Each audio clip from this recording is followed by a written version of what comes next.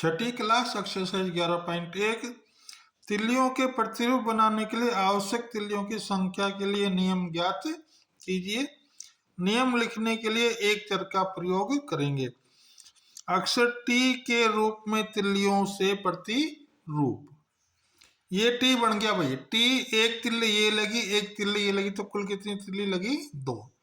तो एक टी बनाने में तिल्लियों की संख्या होगी 2, 2 टी बनाने में संख्या होगी 4, 1 2 3 4, ऐसे 3 टी में हो जाएंगी 6 और एन टी में हो जाएंगी टी गुना एन बराबर टी एन।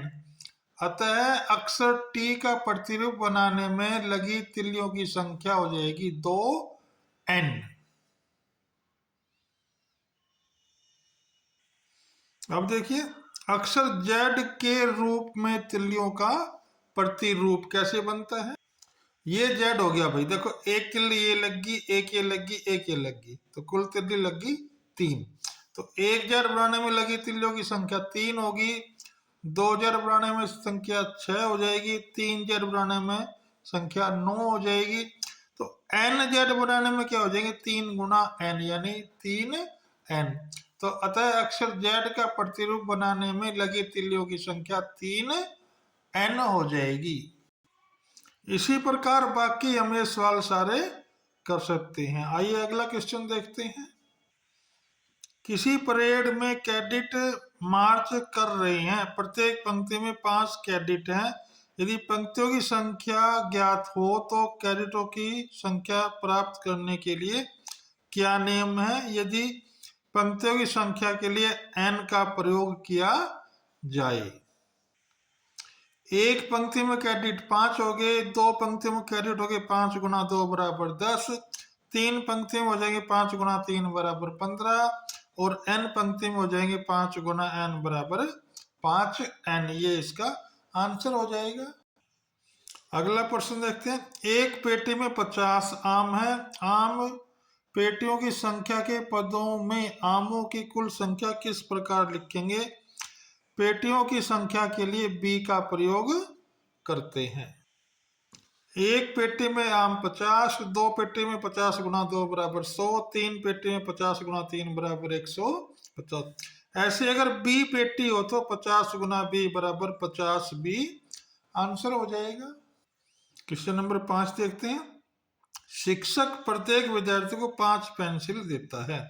विद्यार्थियों की संख्या ज्ञात होने पर क्या आप कुल वांछित पेंसिलों की संख्या बता सकते हैं यदि विद्यार्थियों की संख्या s का प्रयोग किया जाए?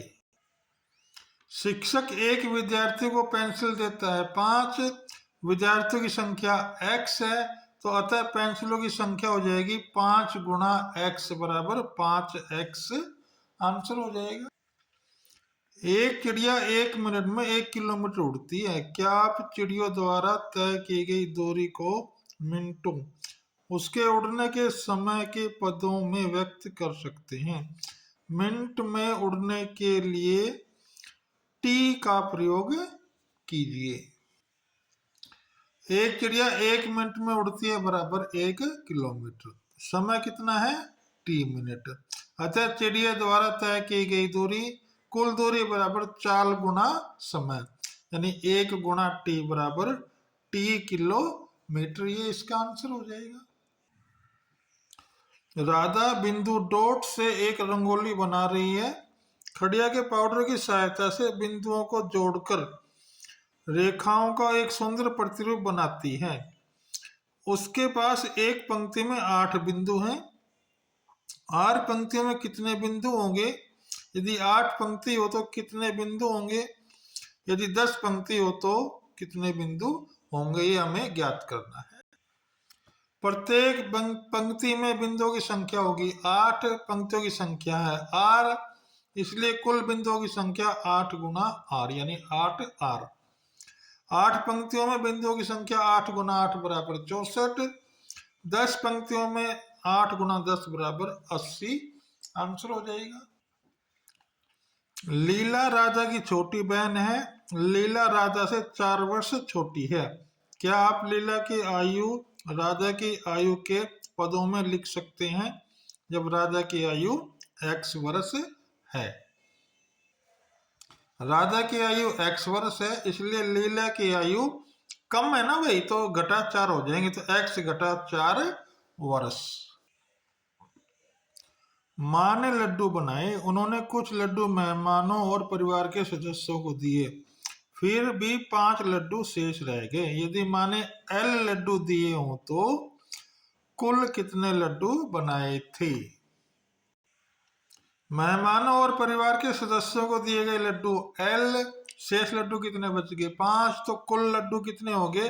L जमा 5, L जमा 5, ये आंसर हो जाएगा। संतरों की बड़ी पेटियों में से छोटी पेटियों में रखा जाना है। जब एक बड़ी पेटी खाली की जाती है तो उसके संतरों को 2 छोटी पेटियां भर जाती हैं, फिर भी 10 संतरे शेष रह जाते हैं। यदि छोटी पेटी में संतरों की संख्या को x लिया जाए तो बड़ी पेटी में संतरों की संख्या क्या है?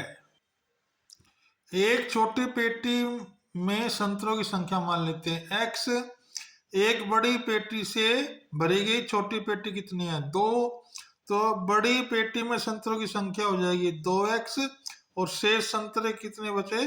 10, तो बड़ी पेटी में संतरों की संख्या 2x जमा 10, ये आंसर हो जाएगा। तीलियों के बने हुए वर्गों के नीचे दिए प्रारूपों को देखिए, ये देखना है। ये वर्ग अलग अलग नहीं है, 2 संलग्न वर्गों में एक तीली उभयनिष्ठ है।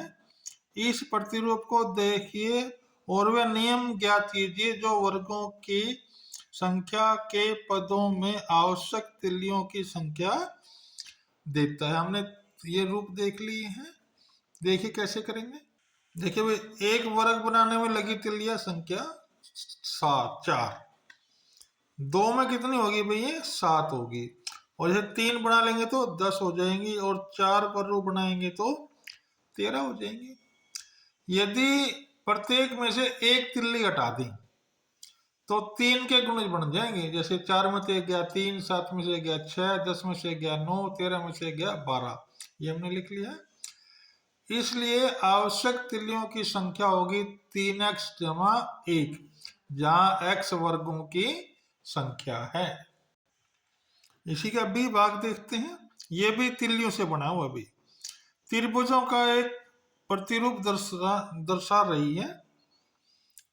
नियम से जो त्रिभुजों की संख्या के पदों में आवश्यक तिल्लियों की संख्या देता हो, इसका एक नियम बनाना है। देखिए कैसे नियम बनेगा। एक त्रिभुज में लगी तिल्ली कितनी है? 3, 2 में कितनी लग जाएंगी? 5, और इस 3 में कितनी लग जाएंगी? 7, और इसमें लग जाएंगी 9। यदि प्रत्येक में से एक तिल्ली हटा दें तो 2 के गुणज हो जाएंगे। 3 में से गया 2, 5 में से गया 4, तो ये हमने लिख लिया है। तो तिल्लियों की संख्या हो जाएगी,